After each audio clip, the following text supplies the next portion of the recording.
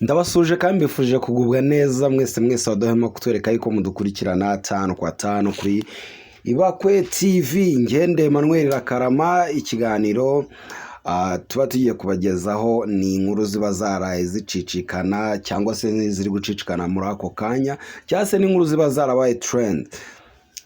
Uyu mugabo rero bamwita Yamano, niyo nkuru mbazaniye nyuma y'andi mashusho. Iyi nkuru ndayikesha Igihe, yanditswe n'uwo bita Sengiyumva Emmy. Nyuma y'andi mashusho y'urukozasoni Yamano yaciye amarenga ko yatandukanye n'umukunzi we. Umuntu yakwibaza se yatandukanye n'umukunzi we kubera ayo mashusho, yatandukanye nawe kubera ubushake? Dukomeze n'inkuru yacu, ariko nkwibutsa gukanda subscribe, like na comment. Subscribe uri mutare wayikanda nyamuneka, nibyo biryo turya twebwe rwose. Si ngombwa kugira wohereze tip kubera tukugezaho amakuru atandukanye cyangwa se meza wenda akunogeye, ahubwo ikiza twere subscribe ubundi wicira ishene. Nyuma y'iminsi agarukwaho mu itangazamakuru no ku mbuga nkoranyambaga kubera amashusho yagiye hanze ari gutera akabariro n'umukunzi we, Yamano yongeye kuba igitaramo kubera andi mashusho ari kumwe n'indi nkumi mu cyumba bambaye ubusa.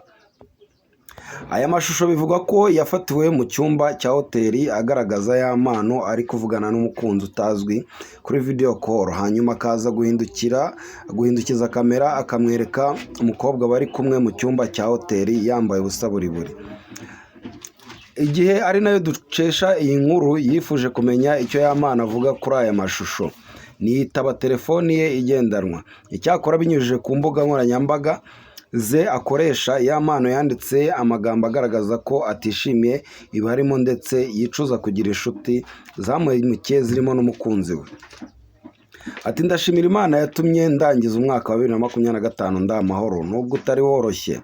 Nahuye na byinshi bihahamura umutima wanjye, ibibazo by'urusobe, ku buryo iyo hataba imbaraga zawe Mwami ubu mba ndi ahandi.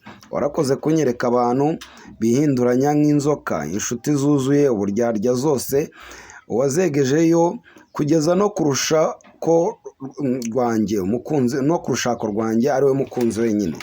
Ariko nemeye ukuri niga kubyakira. Uwo ni Yamano rwose ugenda akagaragaza mu itangazamakuru amashusho ye, yarangiza akaba yibuka n'umwami. Ati, ubu ndinjira mu mwaka wa 2026 ndi mushya, ndi njyenyine ariko mfite amahoro. Niringiye Imana, niteguye gutangira ubuzima bushya niga ku byabaye.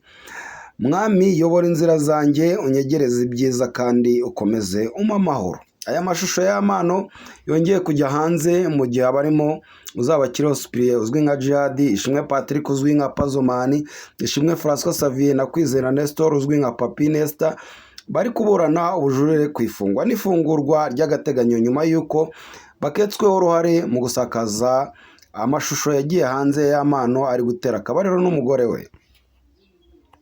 Ngaye nguko wahita unajya kuri social media ye ukabyirebera rwose. Umuhungu wacu azi n'Imana kabisa, nubwo biriya byose babimubwira urabona ko amagambo yagiye avuga harimo Imana, pe.